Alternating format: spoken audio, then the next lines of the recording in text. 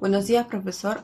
De acuerdo al caso planteado, en la primera pregunta nos menciona de qué manera el juzgador ha cumplido con las reglas procesales previstas en el Código Procesal Civil para declarar la relación jurídica válida. Yo considero que el juzgador se ha cumplido con las reglas procesales previstas en el Código Procesal Civil, como el artículo 424 y 425, para que éstas sean procedidas de manera correcta. También considero que sí hubo una buena relación jurídica válida, ya que se cumple con los requisitos de admisibilidad y procedencia, como mencioné en el artículo 424 y 425, ya que la demandante cumple con todos los requisitos y también con los anexos de la demanda.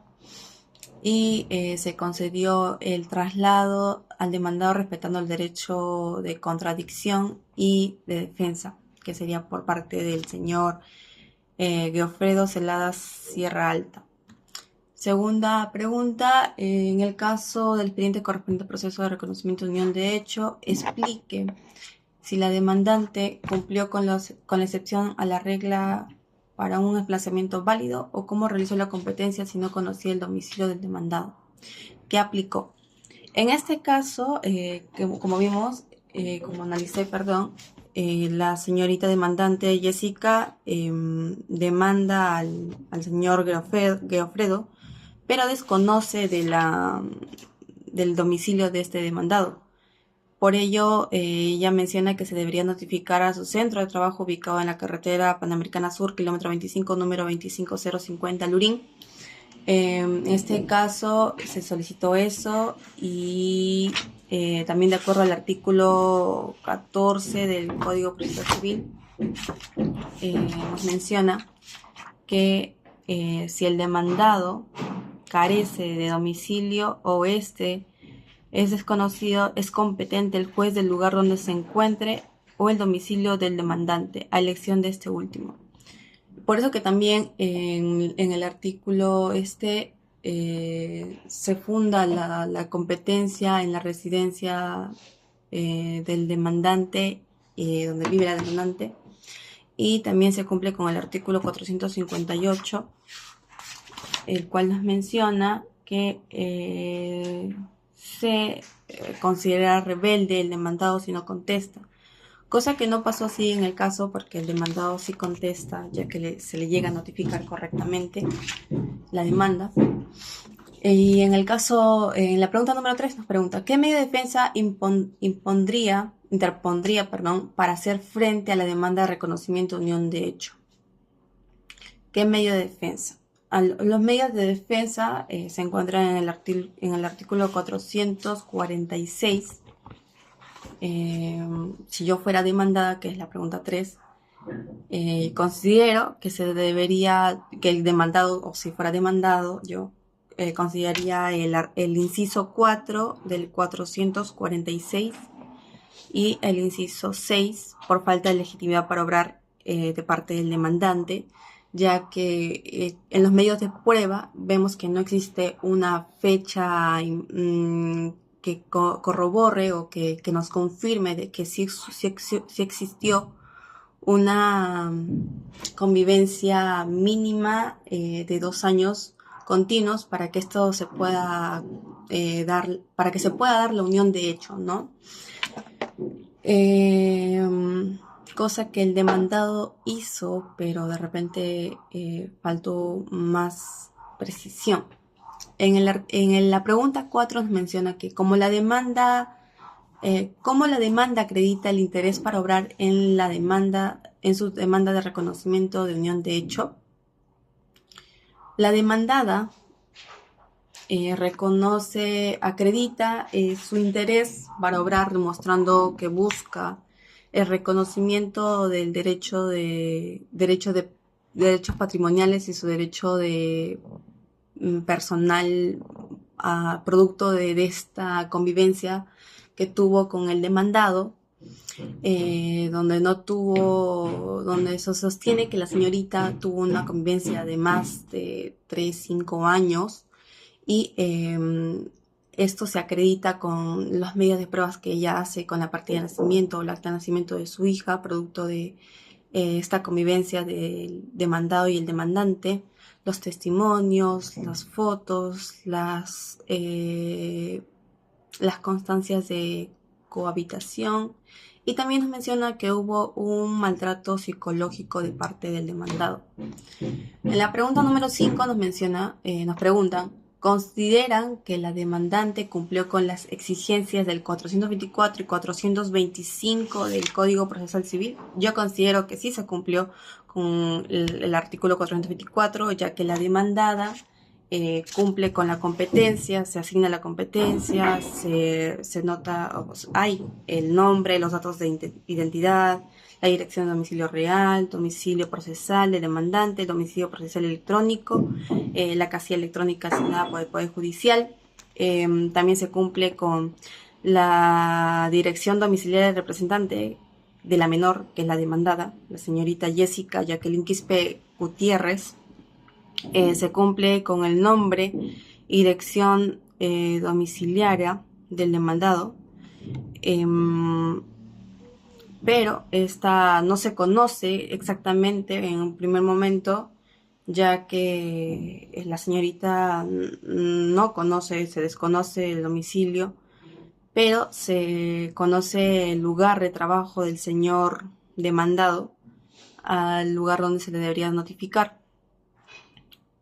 También el petitorio es claro, las pretensiones son claras, el monto de petitorio también se menciona, se ofrecen los medios probatorios y está la firma del demandante y la representación del demandante, que sería su abogado. También se cumple con los 425, con los anexos de la demanda, con la copia de DNI del menor, partida original de nacimiento de la menor hija, el acta de nacimiento, el mérito de acta matrimonial civil contraído con el demandado, la ficha registral del inmueble y la cochera, las declaraciones juradas, la constancia de bautizo de la menor hija y las fotografías diversas que se mencionan en la sentencia, en el caso. Siguiente pregunta es la 6. ¿Cuáles serían los medios probatorios que puedan causar convicción en el juzgador? Allá. Entiéndase en la demanda y en la contestación. ¿Cuáles serían los medios probatorios que puedan? Yo considero que los medios probatorios que podrían generar convicción al juzgador parte de la demandada sería la partida de nacimiento de la niña, de la hija del demandado y del demandante, sería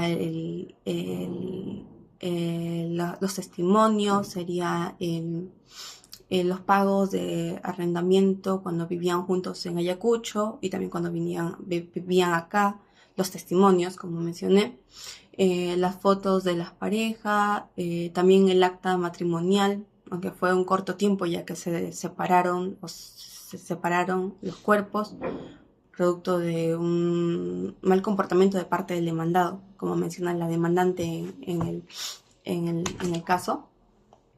Y por parte del demandado, considero que sería los documentos que él pone en la contestación de la demanda, que serían las fechas de los estudios que él tuvo en Ayacucho, y también justifica que no hubo una convivencia continua con el que viajaba él de Lima a Ayacucho y no paraba mucho tiempo con la demandante. Por otro lado, está la pregunta 7, con las preguntas: si fueran parte de la judicatura, si notan que no hay conexión lógica entre el hecho y el petitorio, ¿cómo resolverían? ¿Qué opción tiene el demandante luego de haber resuelto lo antes indicado? A esto considero que si no hay una conexión lógica entre el hecho y el petitorio, yo creo que esto se resuelve de manera que es, por un momento sería inadmisible de demanda, donde nos indica que en el inciso 3 el petitorio sea incompleto o impreciso. En este caso, el petitorio no guarda relación lógica entre el hecho. Si fuera inadmisible, el demandante podría subsanar el documento, la demanda. Pero este no es el caso. El caso sería avalarnos en el artículo 427 del Código Procesal Civil, en el inciso 4, el cual nos indica que si no existe conexión lógica entre los hechos o el petitorio, esta es improcedente. La demanda es improcedente. Creo que la demandante debería subsanar esta conexión, esta mala conexión que hay entre el hecho y el petitorio, por lo que debería volver a realizar la demanda, volver a hacer la demanda, pero ahora que lo haga bien, siendo más precisa y que exista una buena relación entre el hecho y el petitorio.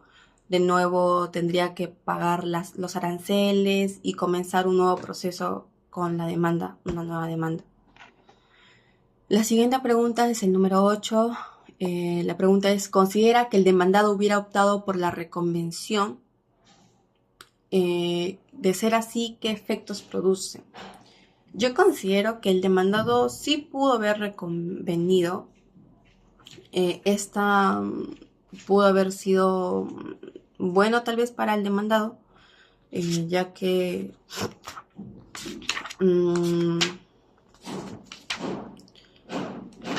él pudo haber hecho una reconvención para declarar que no hubo una unión de hecho como tal entre el demandado y la demandante, que le estaría afectando de alguna manera su imagen. Asimismo, creo que su efecto, si él lo hubiera recomendado, el efecto hubiera sido para ambos, y se hubiera dado una resolución integral de las pretensiones contrapuestas con una economía procesal. En la pregunta 10, la 9 no lo entiendo muy bien, profesor, pero la 10 nos pregunta relate en qué consistió la demanda de reconocimiento de unión de hecho y en qué consistió la defensa, la demanda como parte de su contestación. La defensa, el demandado.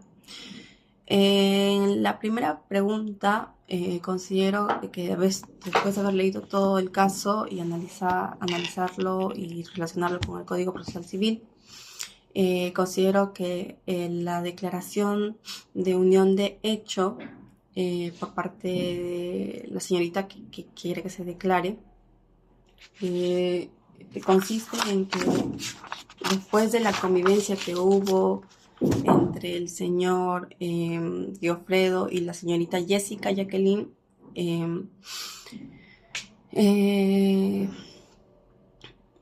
tuvo que pasar por un largo fundamento de hecho y también de medios probatorios, anexos y un montón de precisiones para que esta pueda ser fundada, ya que la Corte Superior de Justicia de Lima, octavo juzgado de Lima, declara fundada la demanda de la señorita, de la demandante.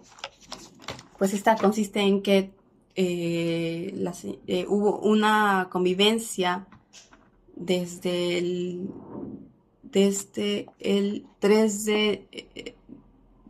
2003 hasta el 2009, año en el que se